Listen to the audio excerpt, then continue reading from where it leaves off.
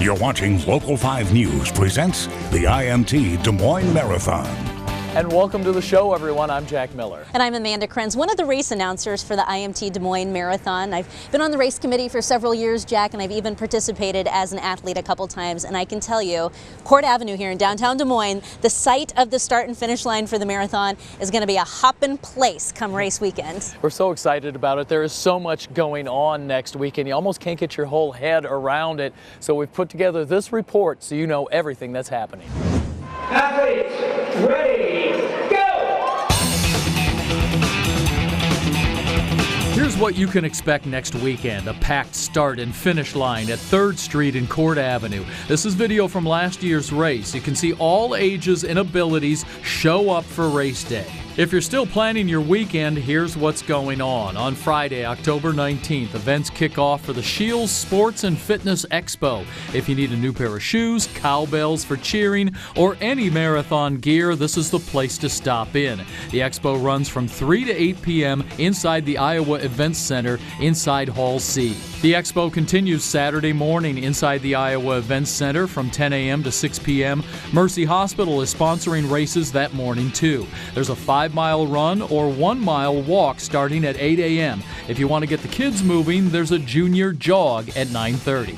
Sunday is the big day. The marathon and half marathon get started at 8 a.m. If you want to come cheer on runners or get the Brew Block party started, half marathon runners could be done as early as 9:15. Marathon athletes will be close behind, finishing as early as 10 a.m.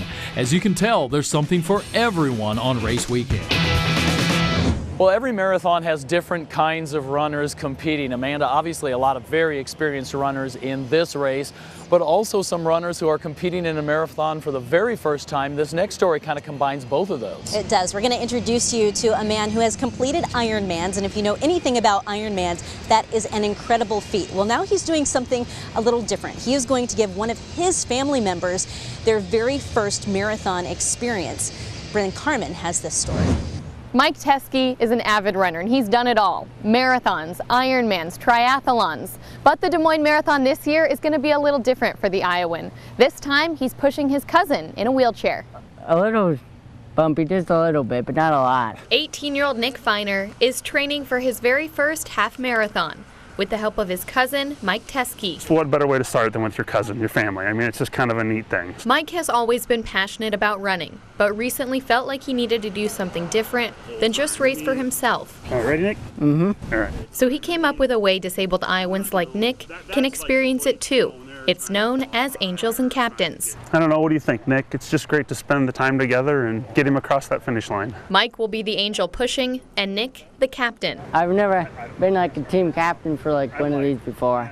Nick has spina bifida, and his mom Brenda is grateful for this opportunity. He's never been able to do anything remotely like this, and he likes to try, new things that for special needs kids, around the Des Moines area. So we just thought it would be fun for him. And it's fun for Mike too, who's learning how to run with the race chair. I'd run like this for a while, and it's just weird to not run with your hands. Now Mike won't be pushing the whole way. Friends from his Love Shack running team will take turns, making sure Nick has the time of his life. It's Nick's day, it's all about Nick, and we're just there to help him and just to watch that exuberance, or just to watch him see it from the inside the ropes rather than the outside of the ropes for once. Running the half marathon will no doubt be a milestone accomplishment for the cousins individually, but it's something that's going to be even greater to do together. Just to see that finish line, the chute, the fans, the whole thing is just more than that. So it's a neat feeling, and it's awesome to spend it with him. In Urbandale, Bren Carmen, Local 5 News. We are Iowa. We will be at the finish line on race day because we want to know how Mike and Nick do and what their whole experience is like. Now, if you want to follow along with them on race day as they're going about the race route, you can do that on the Des Moines Marathon's website. It's DesMoinesMarathon.com. Can't wait to see how they do. I know, me too. Well, our next story finds our Local 5 team at the Monument Mile, which was completed earlier. And we ran into a guy who, Amanda, really kind of embodies the story of resilience. And our photojournalist, Local 5 photojournalist Eric Nifon, introduces us to Brian Webb. I mentor a marathon group with a lot of other wonderful people, about maybe 10 of us. We're all mentors. They're great people. They're like family to me. And we're working with people that have overcome their own adversity to do amazing things. Get set, go! 20 years ago, May 17th of 1998, I suffered intracranial hemorrhage where a blood vessel nearly burst in my brain.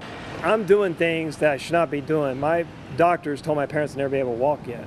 And I'm running. So what's the problem? I don't have a problem. I'm a survivor. I want to emphasize again, I'm a survivor, and I'm doing the best I can with what I got. And it's not that bad. And my goal is to help people suffering from this, let them know life still continues. I'm run IMT in about a month, half marathon. I'm so excited to run with these people next month because they're family to me. And we're going to cross that finish line victorious, no matter what.